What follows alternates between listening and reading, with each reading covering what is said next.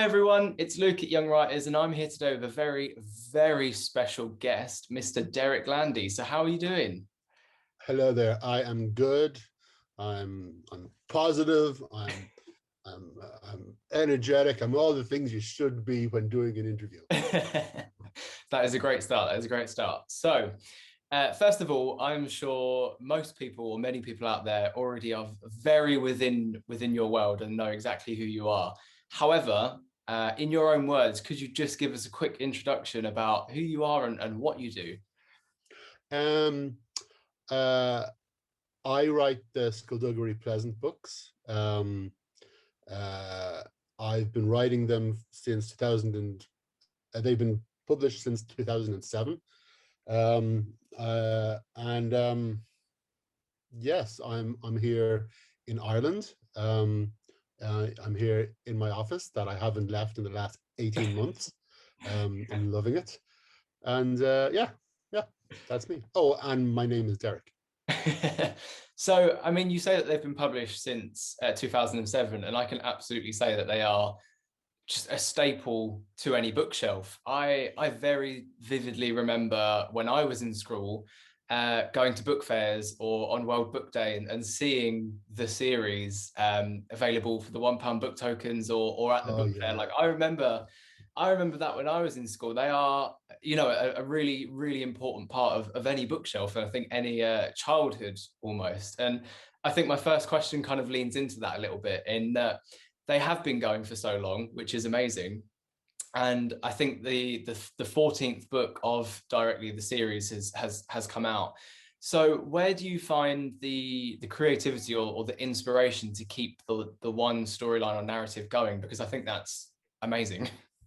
It's it when I first came up with the idea, and I came up with the characters, and I started writing the first book, and probably before I'd finished the book, and I was going back and I was adding things and taking things out. My agent was this was the first book I'd ever written, Mm. and so I didn't know if it would be published. But my agent was pretty positive, and whenever she gets positive, I take that as a good sign. So I started to imagine that maybe this would get published. And so if and when it did, I would need a plan. Mm. So before I'd even really finished the first official draft of the Skullduggery Pleasant, I started thinking about the next book, and the series overall. And so what I realized was that this would probably be the best character I'd ever create. And so I owed it to him, and I owed it to myself to pack these books full of the best ideas that I'd had up until that point. So every idea I'd had for a screenplay or a short story or a book or a comic was jammed into this series. So when I met with my publishers and they said, we really love this book, we want to publish it, do you have any idea for a sequel? And I said, well, I have an idea for a series. And they said, how many books in the series? And I said, 9. And they just went, yay. And for years, it was a 9-book series until book, I think 6 or 7, 6 probably, when I realized it wasn't going to end when I had said it was going to end. The stories were still generating enough momentum to keep me going past book 9. So book 9 came out, and I didn't tell anyone that it would continue. So I finished up most of the storylines, and it ended. And then 2 years later, I came back with book 10. And the reason it's gone on like this is because at the very beginning, before the first book was published, I planned it all out. And it's a tricky thing to plan a series, because you change as a writer and you change your mind, and things that you want the character to do in book 6, by the time you get to write book 6, the character has changed so much that they would never do that. So you have to alter and flow.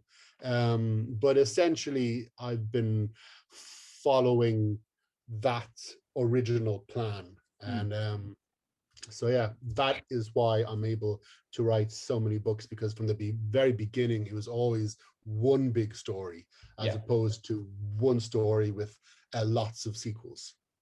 I think it speaks a lot to, I mean, your writing, quite honestly. You know, I think sometimes books can almost die down after 2 because the story runs its course or something. But the fact that you've been able to continue this so, I mean, engagingly is, I mean, it says a lot about the story itself. I mean, I can't think off the top of my head of any other thing like it. And I think that's where you hit kind of the nail on the head. And then that takes us now forward to the Grimoire. I hope I'm saying that right and doing it justice, yes, which is a self-dubbed Paraquel. And instead of me trying to explain what's going on, I'm going to let you give us a little bit on the next installment. Basically, I got to whatever book, whatever teen, and both my girlfriend and my mother came to me with the same issue. It's like, we don't have time to reread the books again and again, like some of the readers do. We don't have time to go over the series and remind ourselves who each character is, or what this plot line, where it came from. So please do a guide. And originally the guide was going to be included at the back of one of the books, just a very short, like a paragraph for each book, explaining, you know, the plot, to remind readers. But I tried my best to do that, and it wouldn't work. And so the idea came to do a guide, like a proper guide to the series, with a synopsis from each book. And originally it was going to be the Skullduggery Pleasant Compendium. And it was just going to be the synopses, and it was going to be very thin, very short, and very small.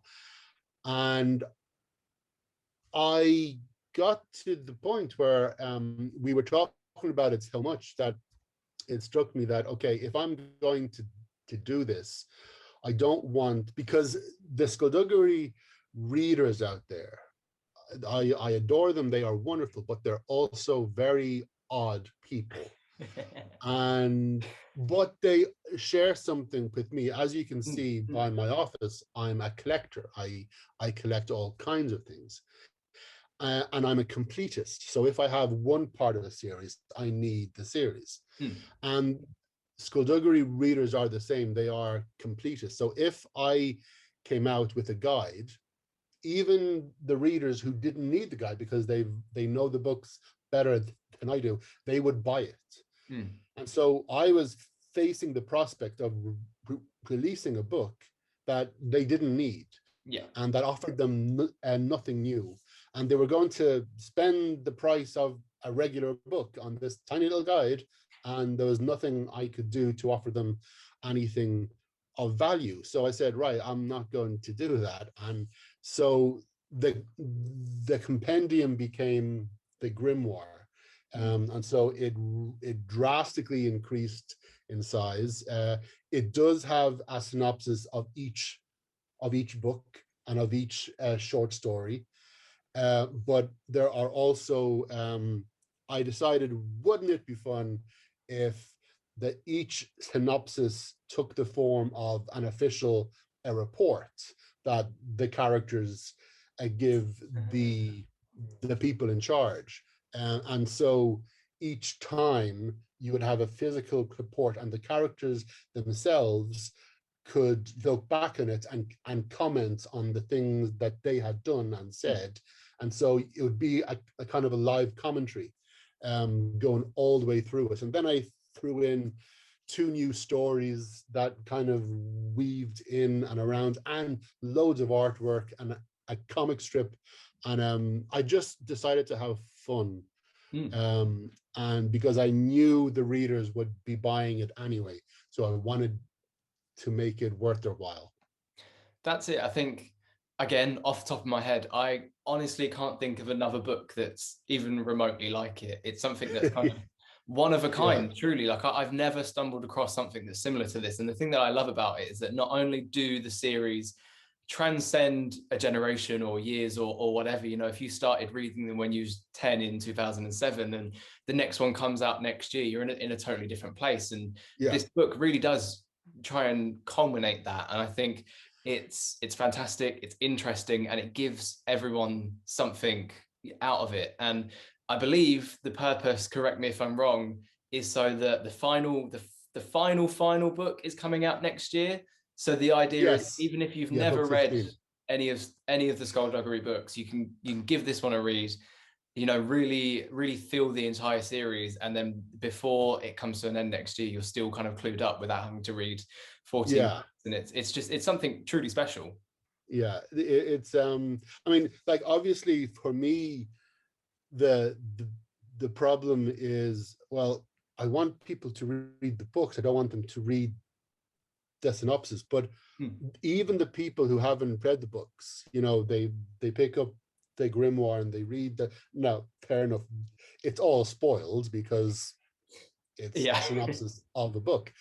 But in theory, hopefully, they will find the story intriguing enough and find the characters who you see snippets of intriguing enough to go back and actually get the book and read the book.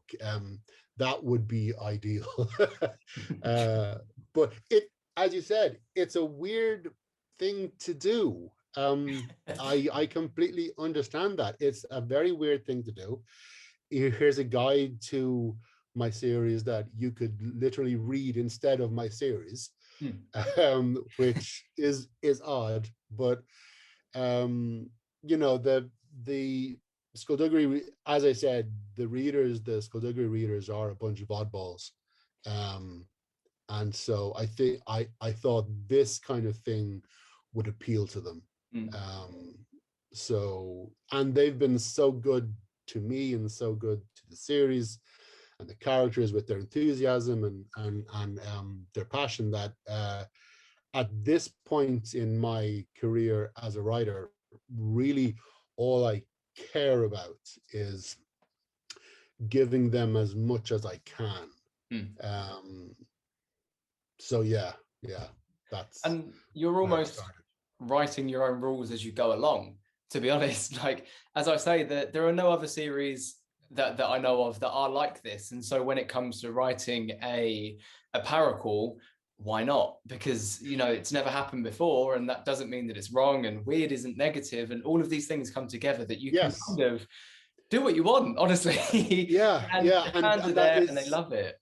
It's so freeing, because every time my publishers think they have the readers like boxed away and okay, we understand them now, they'll do something different. You know, they'll surprise for reasons we don't understand. For whatever reason, the sales of my books this year are up on last year. For no, you know, there was no big promotion, it was just a regular year, but suddenly they shot up. And last year were very good sales. But this year it's and we don't understand them. We you know, they try to have their categories, and they try to, you know, have their polls, and these consistently cannot understand the Skulduggery readers because they are undefinable. They're also completely different. and yet alike in so many ways. But you know, that's people. I think if you're 14, 15, 16 books into a series and you've still not quite figured it out, then that's probably the very beauty of it. That's probably the Yes, point. And I think that's very much what this book actually goes on, is that very angle. And I think that's I think it's just it's a beautiful angle. It's a really wonderful thing, and it's just new and refreshing and something totally different that, you know, who knows if they like it or not, because yeah, what's there to compare it to. exactly. Yes, yeah. So So one final thing, I think we can very much say that you've earned your mark as a very amazing writer, and have done for a very long time, and created a wonderful collection of books. And I think there'll be people watching this that also want to go down a similar route. Maybe they're writing, or they have a 20-book series in their minds and they want to beat you to the title. So if you could speak or give one message to every wannabe writer out oh there, wow. that is quite the deep one. It's quite the deep one, but what, or one piece of advice to simplify it, but what would you go for? Okay, these are always really interesting questions because you try to distill everything down to the core. Mm. Um, and I've got, as you can imagine, plenty of advice. But the thing that the one piece of advice that I always give, in addition to whatever else I say, is um, I went to a writing seminar years ago before Skullduggery, a screenwriting seminar. It was like a week long, and I was making a movie at the time, or right before we made a movie, and I went just to get some pointers. And one of the exercises that she gave us, a class of 12 men and 12 women, uh, it was basically write a story about something that happened to you, and then read it out in class. Or you can make up a story, pretend it happened to you, and read it out in class and see the difference. Um, and I can't remember what the point of the lesson was, but I didn't know what to do. So I wrote the story of when I was about 17, finding my poor dog who had been knocked down on the road. Um, and I was reading this out, and I got halfway down, and I knew it so well because it actually happened to me, that I folded up the piece of paper and I just told the story of me walking across the yard, approaching the gate, seeing my little dog's legs. And as I was telling this story, I was reliving it in my head. And because I was reliving it, the emotion, even though it happened 10 years earlier, came back. And so I was walking across the yard and I was describing it, and halfway across, my voice kind of cracked with emotion. And every guy in the room looked away, and every female, every girl went. And basically, the guys looked away because they didn't want to see another man hurt. So they looked away out of respect. And the women sympathized, and they, oh my God. But what that showed me was that the temperature in the room up until that point, all of the stories being read were funny. They were amusing anecdotes, and everyone was in a good mood. And I ruined it. I ruined it completely. Telling the story about my dead dog, and I saw in an instant the temperature of a room change, and the mood of a room change, and physical change within people. And that's because in this story, I offered a sliver of myself. I offered a sliver of reality, of my own humanity. I was honest, and I talked about something that hurt me. And even if these people have never had a pet and have never lost a pet, they could see that bit of honesty in me, and it affected them, and it changed the room completely. And so my piece of advice after that long-winded story is, no matter what you are writing about, whether it's skeleton detectives or zombies on the moon, or if it's a romance or science fiction or war or whatever it is, you as a writer have to connect with your audience. And to do that, you make them recognize something in you, in your character, and in your story that they cannot avoid. So you put in a bit of your own soul, you put in a bit of your own hurt, and they will recognize it, even if they've never experienced it. They will recognize it. You recognize heartache if your heart even has never been broken. But that's what it is. You have to connect with your audience at an emotional level. And just a sliver. You don't have to go overboard. I changed the room with a broken voice. And that is now my philosophy when it comes to writing. You've got to be honest. You've got to be real, and you've got to give the audience a bit of yourself. That's probably why so many writers are very well-adjusted individuals, because every time they write, they have to plumb just a little bit deeper and expose something a little bit more raw. Yeah. And there you go. Well, that's fantastic. I think you can pick a lot from that as well. And as you say, what's important, I think it doesn't have to be a lived experience. You know, you don't, as you said, you don't have to have experienced heartbreak to see the heartbreak. Yeah. It's something that if you can write from your experience and you know the story well, then you can tell it well. So yeah, exactly. Everyone can take away.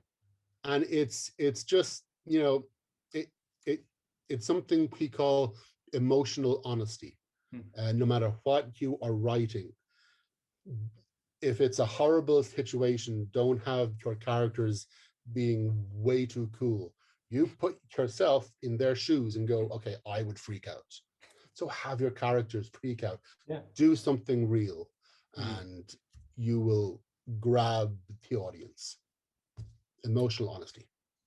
Amazing. Well, thank you so much for your time. The Grimoire, Skullduggery Pleasant, the Grimoire is out at the moment.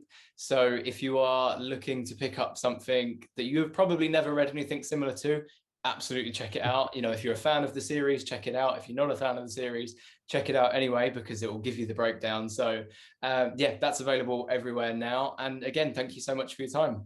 My absolute pleasure. Thank you. See you soon. Thanks.